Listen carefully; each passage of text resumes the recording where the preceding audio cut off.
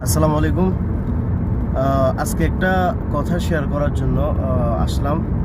সেটা হচ্ছে যে আসলে আমরা মুসলিম সংস্কৃতি বলতে কি বুঝি।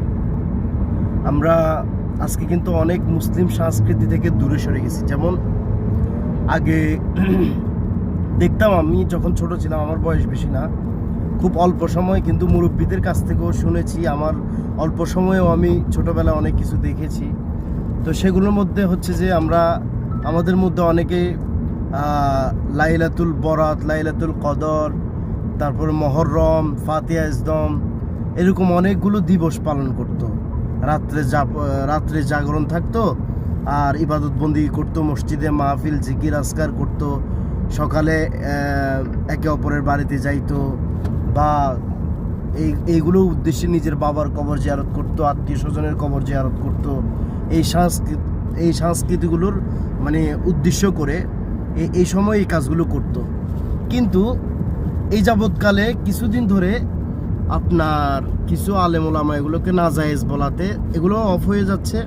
তো সাথে সাথে যে বাবা মার কবরটা যে জিয়ারত করা হতো, একটা যে সন্তান যে মানে বাবা মায়ের প্রতি একটা টান ছিল, ওইটা চলে যাচ্ছে। এখন সন্তানরা কি করে, বিদেশ থেকে যায়, ঢাকা থেকে যায়, হুজুর একজন ভাড়া করে 200 টাকা দেয়, 500 টাকা দেয়, হুজুর ভাড়া করে দোয়া করে। আচ্ছা বলেন তো, আপনার বাবার জন্য, আপনার মায়ের জন্য, আপনার আত্মীয় স্বজনের জন্য আপনার মনটা যতটুকু কাঁদবে, একটা হুজুর সে যতই বড় আল্লাহওয়ালা হোক না কেন, তার মন কি ততটুকু কাঁদবে? কখনোই না। তার মন কখনোই ততটুকু কাঁদবে না। কেন কাঁদবে ভাই? সিম্পল লজিকে আসেন, কেন কাঁদবে? কাঁদার তো কোনো প্রশ্নই আসে না। কোশ্চেন মানে কি করবো, মানে কি বলবো, মানে কাঁদবে কেন? নিজের বাবার জন্য, নিজের মায়ের জন্য কান্না আসে না, আরেকজনের মায়ের জন্য কাঁদবে, যদিও কান্নার ভান করে, বুঝছেন? তাইলে এই সংস্কৃতিগুলো চলে যাওয়ার ফলে এবার কি হয়েছে আমাদের মধ্যে, সংস্কৃতি চলে গেলে কি মানুষের মন থেকে কিন্তু ওইগুলো চলে যায়নি। তখন এগুলোকে ড্রাইভার্ট করে অন্য একটা শুরুতে ফেরত আসছে। যেমন হচ্ছে যে আমি আপনাকে বলি, যখন চলে গেল লাইলাতুল বরাতের রাত্র, এটা এখন পালন করা হয় না অনেক জায়গায়। তো এটার পরিবর্তে অন্যগুলো চলে আসতে, যেমন থার্ড ফার্স্ট নাইট ডে, তারপর হচ্ছে যে পহেলা বৈশাখ, তারপর হচ্ছে যে হ্যালোইন দিবস। এগুলো কিন্তু বাংলাদেশে আগে ছিল না। হ্যালোইন, তারপর যে এই যে বড়দিন খ্রিস্টানদের, তারপর হচ্ছে যে পয়লা বৈশাখ থাকলেও এটা আমাদের বাংলাদেশ উৎপত্তির হয়তো পরে থেকে ছিল, কিন্তু যখন হিন্দুস্থান ছিল এই পুরো রাজ্যটা, তখন এটা হয়তো ছিল না।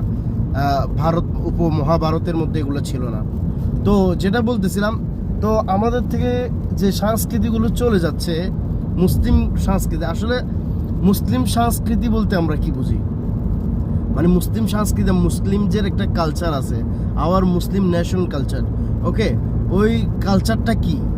আসলে মুসলিম কালচার ছিল এই যে দিবসগুলো পালন হতো একে অপরের বাড়িতে। যেমন ঈদের দিনের কথা চিন্তা করেন, আমরা যখন ছোট ছিলাম তখন আমরা দলবদ্ধভাবে অনেকগুলো ছেলে মিলে আমরা ছেলে মেয়ে মিলে একসাথে ঈদের দিন, ওই যে বড় লোক কিছু মানুষ থাকে, বড় লোক বলতে এই যাদের কাছে একটু পয়সা টয়সা থাকে, সম্মানও আছে, চেয়ারম্যান টাইপের লোক, বা কি একটু এই বড় ওসি টাইপের লোক, বা কোনো বড় বিজনেসম্যান টাইপের লোক।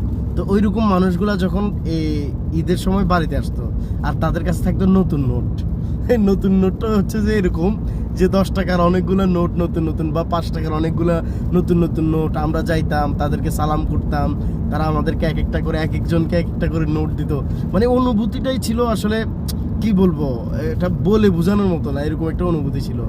কিন্তু আস্তে আস্তে এখন আসলো কি, পায়ে ধরে সালাম শিরক, একটা ফতুয়া চলে আসলো আলেমুল আমাদের কাছ থেকে। জানি না কতটুকু সঠিক, আল্লাহু আলাম, আল্লাহ ভালো জানে, ঠিক আছে?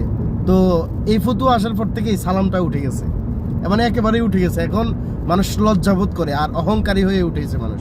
যখন আগে মানুষের পায়ে ধরে সালাম করতো, তখন অহংকারী ছিল না, তখন মানুষকে সম্মান করতো। ছোট ভাই বড় ভাইকে পায়ে ধরে সালাম করতো, তারপর সন্তানরা মা বাবাকে সালাম করতো। মানে একটা ছিল, রুলস ছিল, সুন্দর একটা রেগুলেশন ছিল। কিন্তু পরবর্তীতে এগুলো যখন উঠে গেল, রেগুলেশনও আস্তে আস্তে উঠে যেতে শুরু করলো, কালচারটা ধ্বংস হয়ে গেল।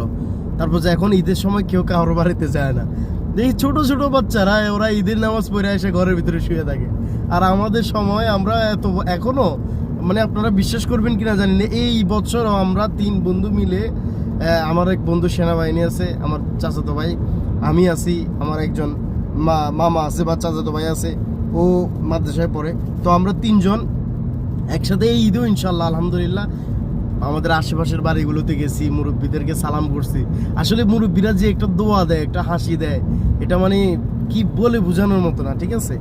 কিন্তু এগুলো আমরা হারিয়ে ফেলতেছি। আসলে এগুলো আমাদের হারানো উচিত না, হারাইলে দেখবেন যে মনের থেকে একটা প্রশান্তি চলে যাবে, ঠিক আছে? মনের ভিতর থেকে প্রশান্তি চলে যাবে। এখন আসলে মানুষের মনে তো প্রশান্তি খুব কম আছে, শুধু হতাশা, ডিপ্রেশন। সব মানুষ আপনি যাকেই বলেন, একটা কমন একটা ডায়লগ, ভাল লাগে না, ভাল লাগে না, কি হয়েছে, ভাল লাগে না, কিছু ভাল লাগে না, খাইতে ভাল লাগে না, পড়তে ভাল লাগে না, ঘুরতে ভাল লাগে না, মানে ওর ভাল লাগে না। কারণ কি, ভালো না লাগার পিছনেও কিন্তু একটা রিজন আছে অবশ্যই, ঠিক আছে? তো রিজনটা বাইর করতে হইব। রিজনটা হচ্ছে যে কি, আমরা মুসলিম আওয়ার নেশন যেটা আছে আমাদের কালচার, ঠিক আছে? ওই কালচারটা আমরা ভুলে গেছি, ঠিক আছে? যার কারণে আজকে আমাদের অবস্থা এরকম। তো আল্লাহ আমাদেরকে আবার মুসলিম সংস্কৃতিতে ফিরে আসার তৌফিক দান করুক। বেশি বেশি করে আত্মীয় স্বজন, বাবা মা, তারপর যাই হচ্ছে যে যারা আমাদের আপনজন, আমাদেরকে ভালোবাসতো, তাদের কবর জিয়ারত করব আমরা বিভিন্ন সময় যখনই পারি, হ্যাঁ, ঠিক আছে? তারপর ঈদের রাত্রগুলোকে রাত্র যাপন করব, এই আলহামদুলিল্লাহ। এগুলোই আমাদের মনের মধ্যে একটা প্রশান্তি আসবো ইনশাআল্লাহ, আল্লাহ যদি রহম করে।